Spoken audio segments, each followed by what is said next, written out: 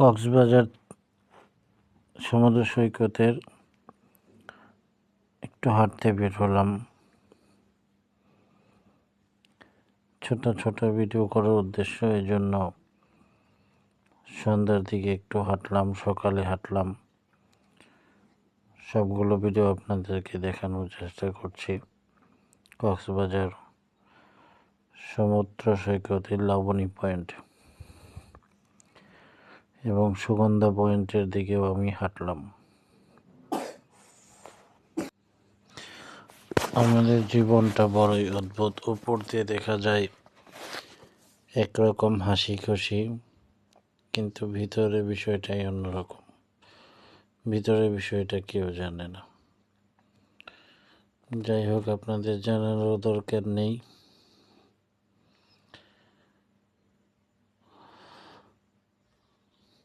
এখন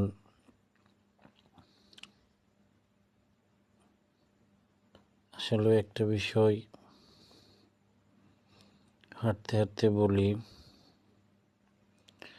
এটা হচ্ছে কক্সবাজারের জিরো প্লাস্টিক নীতি। তারা ঘোষণা করেছে zero plastic, zero tolerance. Plastic থাকবে না, প্লাস্টিক দূষণ। সেই স্থান থেকে আমরা আবার বিচের দিকে হেঁটে আসলাম। হাঁটতে হাঁটতে জবনের দিকেও যাব। এই অংশটা নিরিবিলি, এর জন্য এখানে হাঁটতে এসেছি।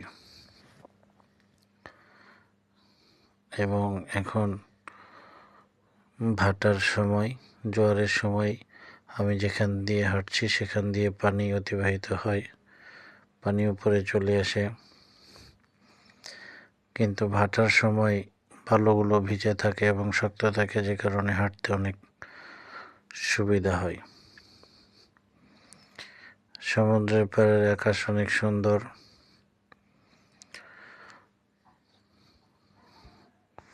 আর একটু কাছে হাঁটার চেষ্টা করছি। একটি ল্যাক্টোপাসও দেখলাম।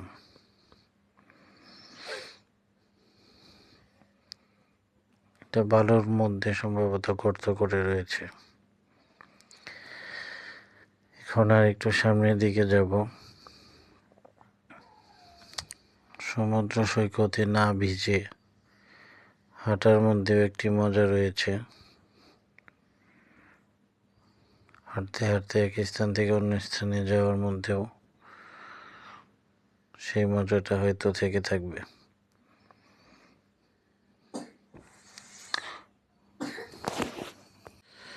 একেবারে সুগন্ধা পয়েন্টের কাছে ছোট একটা ঝাউবন রয়েছে। এটা মোটামুটি কক্সবাজার সমুদ্র সৈকতের সৌন্দর্যকে আর একটু বাড়িয়ে ফুটিয়ে তুলেছে। এখানেও হাঁটতে হাঁটতে চলে আসলাম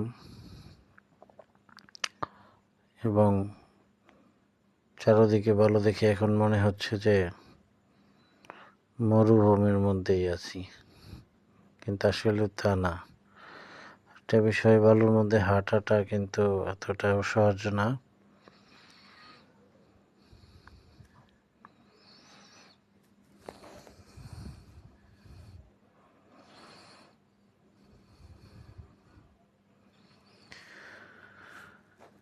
একাই হাঁটছি।